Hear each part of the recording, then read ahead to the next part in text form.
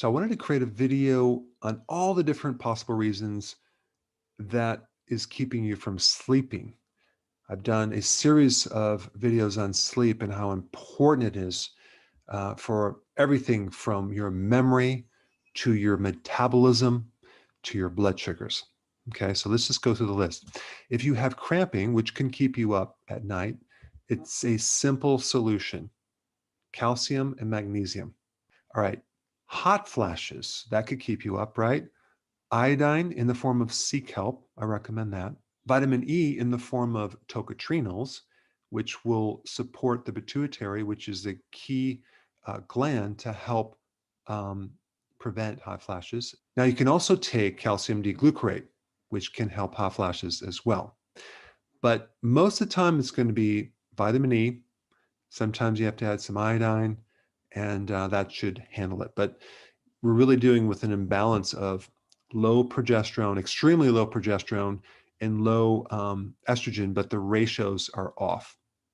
Okay, a stuffy sinus congestion can keep you from sleeping because you're not going to be able to breathe. The first thing you need to do is avoid dairy, any type of dairy products, because that's going to create mucus and it's going to stuff up your nose. I also notice when people drink wine every night, that can make their nose stuffy. And I don't know if it's the alcohol directly or the sulfites, I'm not sure. But typically there's something you're eating that could be causing the sinuses to be stuffy. If you have a year-round mucus congestion, oregano and garlic seems to work really good. But again, if you have sinus problems, there's more data on this. I put a link down below to learn more about it. Excessive urination, that's going to keep you up. Some people get up 10 times a night to urinate. Completely unnecessary, and this can be fully handled if you lower your insulin. How do you do that? Healthy keto and intermittent fasting. I put a link down below. But if you're new to my channel, I'm telling you, this is like a no-brainer. It works nearly 100% of the time because anytime your blood sugars are high or you have insulin resistance, water follows sugar. So you're going to urinate more frequently, especially at night. All right, restless leg syndrome. Okay. This is a simple B1 deficiency. It's typically occurring because you're consuming too many carbs. That's depleting your vitamin B1. The best source of B1 is nutritional yeast, and that will get rid of your restlessness in your legs. Now, I used to have this so bad for so many years. I didn't know what it was. I would actually have to get up, literally pound my legs or massage them or go for a run because I had all this energy trapped up. I had no idea it was the high carbs, okay, and the B1 deficiency. Now, if you're overtraining or exercised too much, that can also cause the same thing, a buildup of lactic acid or restlessness. And B1 actually gets rid of lactic acid in the body, but also omega-3 will help. All right, sleep apnea. This is a situation where you're getting a thickening of the passages in the back of the nasal area. And the solution would be to decrease insulin. I've done videos on this. Just do healthy keto and intermittent fasting, and you will see a progressive improvement over time in your sleep apnea.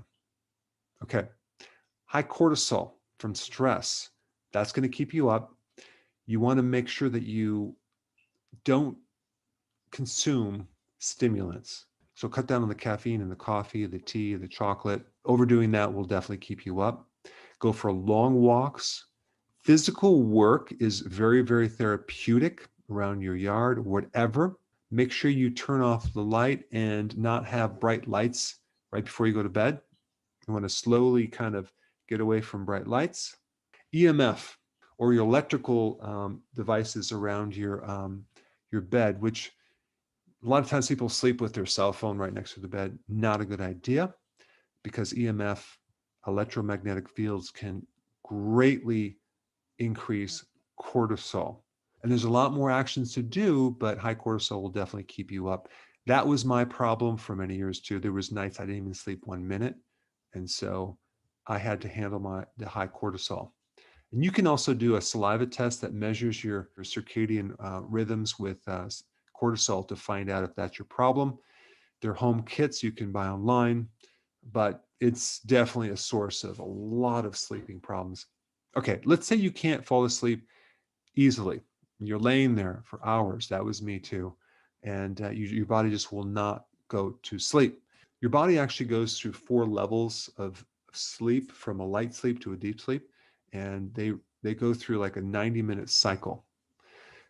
If you go to sleep too late, let's say past 12 o'clock, now you have to catch the wave. So it might be more difficult to go to sleep, and you might have to wait like 90 minutes before you catch the next wave. So typically, if you go to bed before 10, you're in good shape. Personally, I go to bed very early, like 9, but I get up very early. That's just what I seem to like. Couple reasons why you can't fall asleep. You have a high pulse rate. That could come from a lack of potassium because you don't like vegetables, or you need potassium, or your pH is too acidic because you are consuming too much sugar, or you're consuming kombucha tea, which will acidify you and throw off your pH. Caffeine from chocolate, coffee, tea, too much of that will keep you up. Bloating because you're not eating the right foods will keep you from falling asleep. Low potassium foods will keep you from falling asleep. In fact, I've noticed when I don't consume enough vegetable, like for example, 7 cups or like a big salad, and I skip that, it's more difficult to go to sleep because I just don't have the potassium. So leafy greens, important. Next point is to be able to relax. I created a video on an exercise just to totally relax your body through the day, because so many people are holding tension and they're stressed out. There's a great thing you can do. I put the link down below. You should practice this through the day. When you're driving a car, totally relax your body. When you're going through stress during the day, totally relax your body, and that is going to help you sleep at night. All right, next thing is restaurant foods. I don't know if you've noticed this, but the times that you go out to dinner, do you not sleep as well? Comment down below. I'm curious. I found that if I eat out, my sleeping isn't right. And I think it's because of the quality of food in restaurants. Omega-6 fatty acids, they'll use soy or corn oil. Not good. It affects the liver, it affects the gallbladder. So try to eat at home as much as possible. There you have it. A lot of the reasons why you can't sleep. Hey, before you go, real quick, I have a course entitled How to Bulletproof Your Immune System. It's a free course. I want you to take it. And here's why. Here's you. Here is your environment.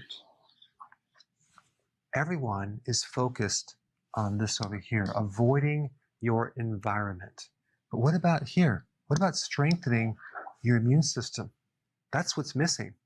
This course will show you how to bulletproof yourself, and so you can tolerate and resist your environment much better by strengthening your own immune system. I put a link down in the description right down below. Check it out and get signed up today.